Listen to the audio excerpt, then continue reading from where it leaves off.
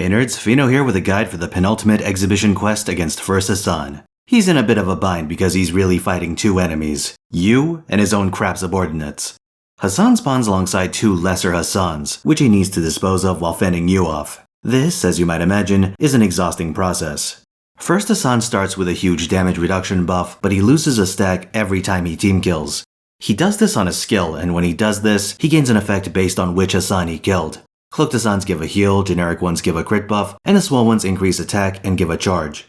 Attacking Gramps himself is largely pointless in the early turns, so the bulk of your efforts will be geared towards building defensive NPs and killing swole Hassans. Another reason to take these out is that they can give debuff immunity to other Hassans. The generic Hassans are also worth keeping an eye on. If First Hassan is getting too many crit buffs, it might be worth switching to killing these instead. Of course, the point is for him to do a General Shepherd impression during his turn, so don't go too crazy. Gotta be loose ends to tie up. It's worth noting that when he does it, Hassan kills an ally at the start of his turn, not yours, so you need to be ready for him to kill a swole Hassan and NP immediately, if that game state exists. By the way, he'll prioritize high health Hassans for his execution skill, so he's picking the swole one.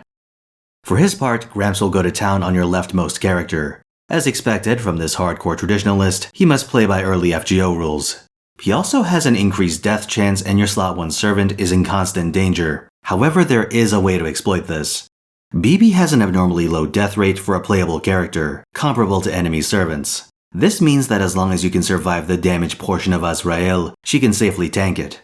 And if you have your own First Hassan, his insta-kill immunity can make him a funny alternative, though he brings little to this fight on a turn-by-turn basis. Otherwise, you might need Irisfield to keep your frontliners stuck in their living hell. Lancer Ku is a decent candidate for potato duty, and Bond Heracles can also hold the fort against Azrael, though he's prone to dying from basic attacks, so you'll be hemorrhaging guts procs.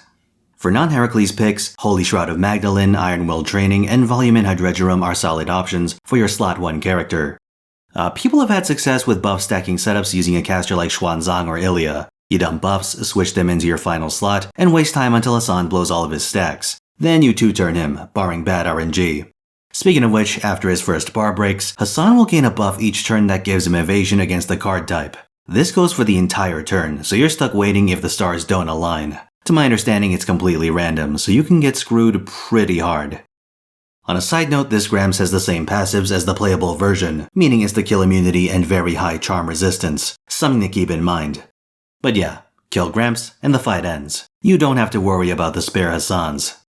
Like the Da Vinci quest, I never finished this fight on JP, because my account was all about red cards. My defensive characters were all sitting at 1-1-1, which is totally not still the case. Anyway, good luck. You're gonna need some for this. Thanks for watching. Like, sub, and tell your friends that BB is really cool. Don't tell BB though. I don't want to take responsibility. I stream every weekend on Twitch, Friday through Sunday at 3 PM Pacific. Gonna try and redeem myself on this Hassan fight, so stop by to see that shit go down.